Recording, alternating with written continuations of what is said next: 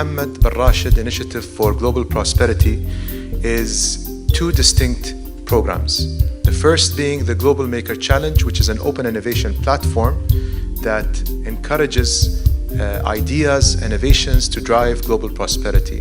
And the second program is the Global Prosperity Award, which recognizes the corporate social responsibility of major organizations that are focused on social innovation.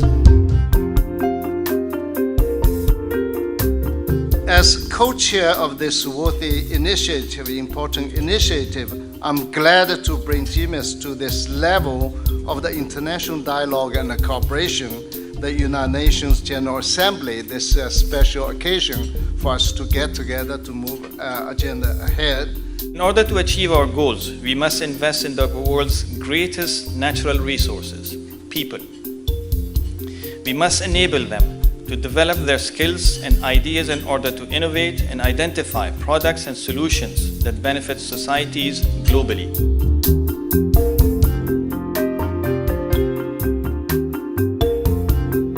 We all have to come and realize is that the best assets is really people. So we decided to really look at how we can have the best combination of technology, human capital, and addressing really development goals. Every single industry is technology enabled. Every single job is technology enabled. I mean, you can't kind of say, I'm not going to be part of this. Everybody needs to be part of this. And part of this is also everybody needs to understand the 17 global goals. So we are working a lot on that. So what I'm seeing and happening in the world right now is that the continent of Africa and similar countries around the world are actually going to tell the more mature market about how we're using the new technologies.